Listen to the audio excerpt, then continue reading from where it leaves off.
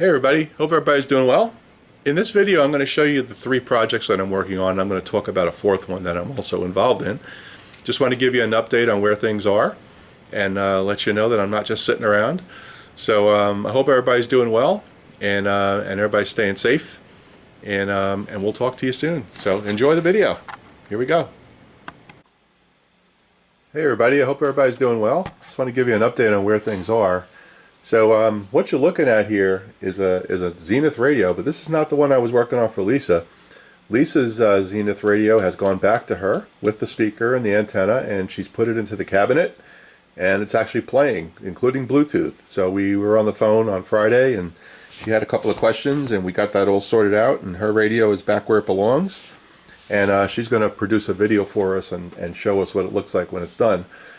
This radio that you're looking at is a different model. So this is a model 8S661 that I actually was contacted by somebody in Jacksonville that said, hey, you know, do you restore radios? And I said, yeah. And this person has been waiting a year for someone in Central Florida to get to this, to restore it. That person is just really busy. So I'm obviously in Northern Florida.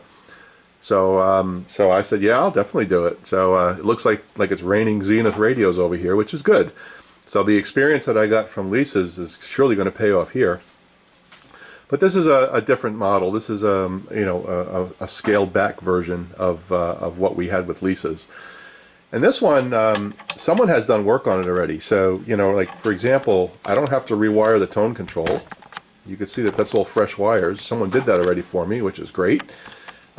There's some other work in there. It looks like it has a permanent magnet speaker, and someone bypassed or you know, took out the field coil and put in that resistor right there.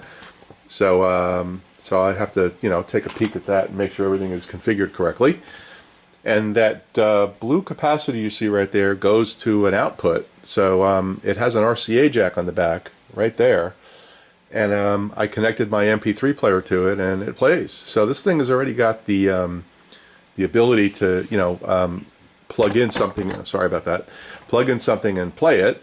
The owner wants to have Bluetooth, so I'm going to change it up just a tiny bit. I'm going to change that jack to a 3mm instead of an RCA jack, and we'll just use the Bluetooth module.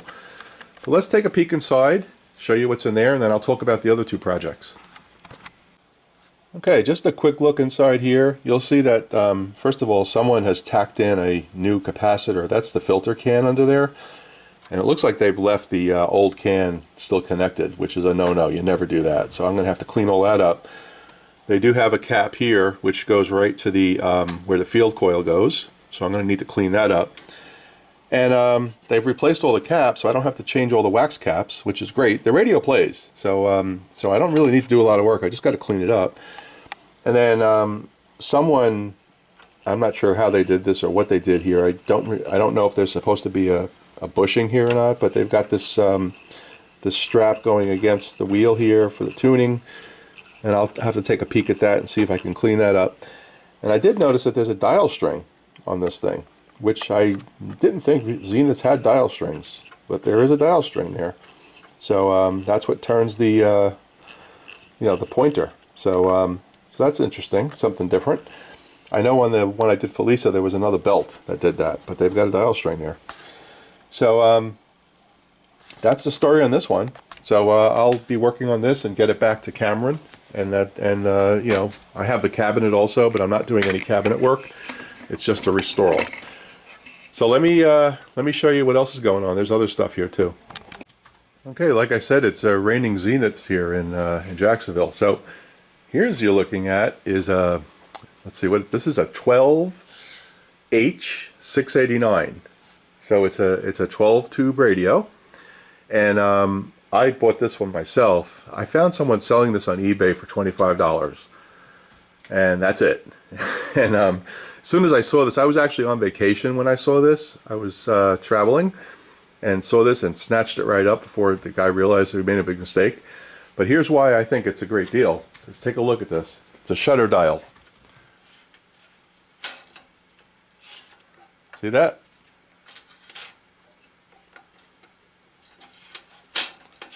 And it also has a meter right here. which is a frequency meter. And it's in really good shape. I mean, the face here, let me give you, anybody want a bird? The face is really clean. Usually these things are all scratched up and faded. This thing is in great shape here. And this thing has FM, believe it or not. Frequency modulation. I think they called it microstatic frequency modulation. So I'm going to need to dig into that one a little bit. So it basically has AM and FM. You got to remember, this is 1940 something, right? So that's pretty cool. I do need to do some work on this thing, obviously. This tone control, you know, the usual problems, right? With the wires being all frayed, so I'm going to need to replace all that. I've not powered it up yet. Doesn't have a power cord. It's also missing the preset module, but I'm not too worried about that. And my goal is to restore this thing and put it into a cabinet. And I have a good lead on a cabinet locally that I can get. So underneath is all original. There's really nothing that's been disturbed under there. It's all wax cap, so I'm not going to show it to you. You know what it looks like. But this is a really good radio when it's done. These radios can go anywhere between $1,000 and $2,000 if they're done correctly. So we're in good shape there. I did get some belts for it. It does require the belts. The belts are broken, and we're going to replace the belts on this thing. And I know there's several ways to do this, but we're going to do that and do it right. And then we're going to clean it up. So that's that. So let's get to our last project. Okay, our last project here is the cabinet that we're making for our Radio Craftsman RC8. So I've made some really good progress. So you'll notice that I've started the veneer work, and I chose to run the veneer grain from front to back on the top. I just wanted it that way. And what I have left to do here is I am going to route open a hole for that piece of beveled glass right here. So we're going to get that glass installed. So once I get that cover cut out, I'll apply the veneer to that piece, put it on a hinge. If you remember, we're going to slide that up. I've also veneered the entire bottom all the way around, and I've painted the plywood black. This way, when I put the grill cloth on it, you won't be able to see through it. So that's coming out really well. I know at some point I was talking to you guys about the speaker, and was asking for some advice and questions, and just kind of showed you how I was going to attack the speaker issue. And if you remember, the speaker issue is that once you put the speaker in, how do you tighten the screws, the nuts on it, and get it out if you have to replace it, right? Like right here. Well, that's an easy solution. So what I've done, I'll see if I can zoom in here for you.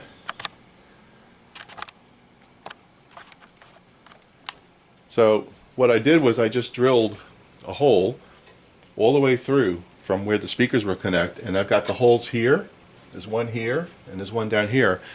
And I'm just going to open up a round circle in those spots, and then you can put a long nut driver in and get them off. Easy solution. The speaker fits right in here through this slot that I created, and then you just attach, with a nut driver, you just tighten the screws down. So no problem, easily fixed. So we're just going to continue our veneer work on this thing, and then we'll be ready to install the power section on the bottom, and we'll put the lights in and all that stuff and work out the electronics. But we're making good progress. I think the veneer is coming out really, really good though. And I'm using a pecan stain on it. And that's just one initial coat. I haven't put the veneer on the back yet, so that'll be part of the plan as well. And I think we're going to be in good shape. So lots and lots of things going on here.